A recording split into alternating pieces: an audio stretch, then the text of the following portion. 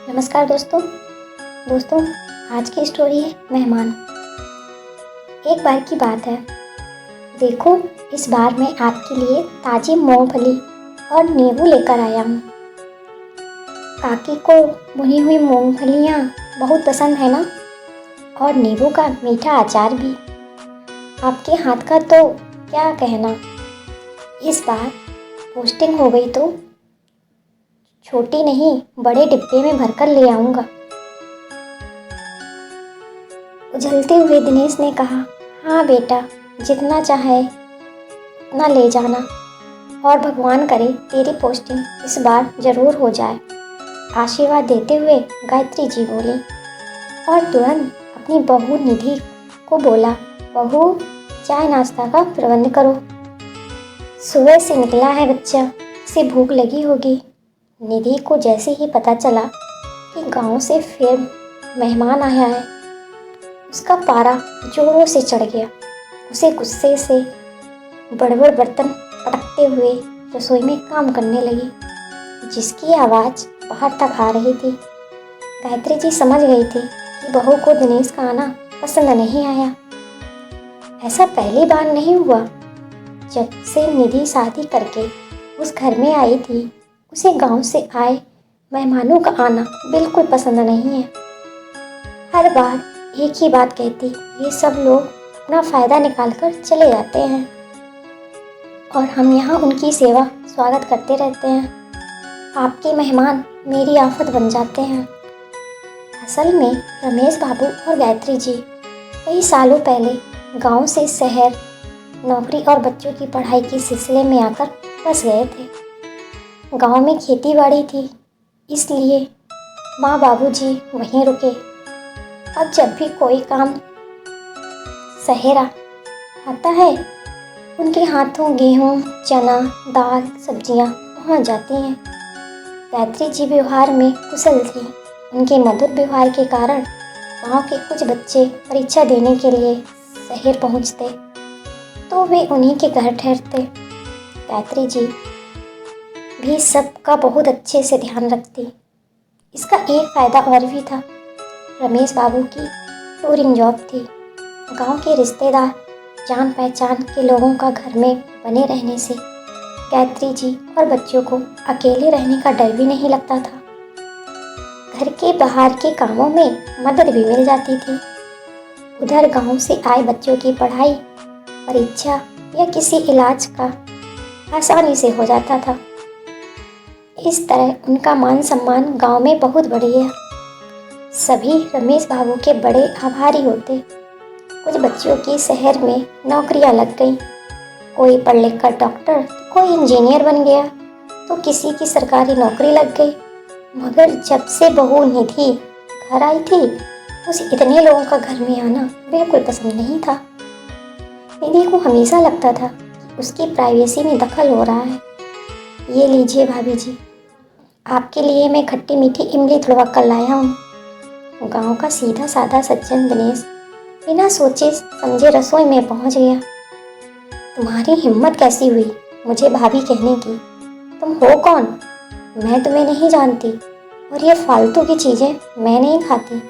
आइंदा से घर में इधर उधर घूमने से पहले इजाज़त ले लिया करो, ना जाने कहाँ से चले आते हैं। मानना मेहमान, मैं तेरा मेहमान। गुस्से से बड़बड़ाती हुई निधि जोर से चाय का कप पटकते हुए बोली, बहू, ये क्या तरीका हुआ बात करने का? ये तुम हमारे घर के मेहमान हैं, और ये तो तुम्हारे ससुर जी के एक खास दोस्त का बेटा है। उन्होंने हमेशा हमारी मदद की है। अगर तुम्हारे पापा जी को पता चला कि तुमने ऐसा व्यवहार किया तो उन्हें बहुत बुरा लगेगा। माँ जी काम निकल जाने पर कोई दोस्ती नहीं रखता। ये सब आपका सीधेपन का फ़ायदा उठाते हैं। देख लेना, जो एक बार नौकरी लग गई, दोबारा कभी आपका नाम याद नहीं करेंगे। पूरे ज़माने में स्वार्थी लोग भरे पड़े हैं। ये दुनिया स्वार्थ पर ही चल रही है। सीधे सच्चे लोगों का फंसाकर सब अपना उल्लू सीधा करते हैं। असल में निधि को लगता कि सास ससुर गाँव की रिश्तेदारी मेहमानों के नाम पर दोनों हाथों से लुटा देंगे तो उसके लिए क्या बचेगा। आखिर उसके भविष्य का भी तो सवाल था। खैर दिनेश पुलिस परीक्षा देकर वापस गांव लौट गया। कुछ दिन बाद पता चला कि उसकी पोस्टिंग भी इसी शहर में हो गई। एक दिन ये बताने के लिए गायत्री जी के घर गया, मिठाई का डब्बा लेकर, आशीर्वाद लेकर उल्टे पांव लौट गया। गायत्री जी भी निधि के व्यवहार से परेशान थी, इसलिए रुकने को नहीं बोल पाई। एक शाम को ऑफिस से लौटते समय सुमित का एक्सीडेंट हो गया। कार वाला उनकी स्कूटी को टक्कर देकर भाग रहा था। भीड़ में किसी ने नंबर नोट कर लिया और पुलिस को फ़ोन लगा दिया। इत्तेफाक से वहीं से निकल रहे दिनेश ने सुमित भैया को पहचान लिया और एम्बुलेंस से सीधे जिला अस्पताल पहुंचाया। पैरों पे कुछ चोटें लगी थी और एक हाथ में फ्रैक्चर हो गया। इसके बाद दिनेश ने घर पर फ़ोन करके सभी को इस बारे में जानकारी दी। कुछ ही देर में सभी अस्पताल पहुंचे। दिनेश ने रमेश बाबू को सारी बात बताई। कार वाला भी पकड़ा जा चुका था, ये खबर भी बताई। वे बोले, बेटा तुम्हारा एहसान मैं कैसे चुकाऊंगा। अरे काका, मैं आपका छोटा बेटा ही हूँ, आपकी मदद करना मेरा फ़र्ज है। और फिर मैं जो भी हूँ आप और काकी की वजह से हूँ, वरना कौन है जो इस बड़े शहर में जो गांव के लोगों को आसरा देता है। दिनेश की बात सुनकर निधि अपने हाथ जोड़कर बोली, भैया मुझे माफ़ करिए, मैंने उस दिन आपको कितना भला बुरा कहा, मगर आपने भगवान के रूप में आकर मेरे सुहाग की रक्षा की। हो सके तो मुझे माफ़ कर दीजिएगा। दिनेश बोला, भाभी माँ समान होती है, अगर माँ अपने बच्चों को डांट दे तो बच्चा कभी माँ से संबंध नहीं तोड़ता।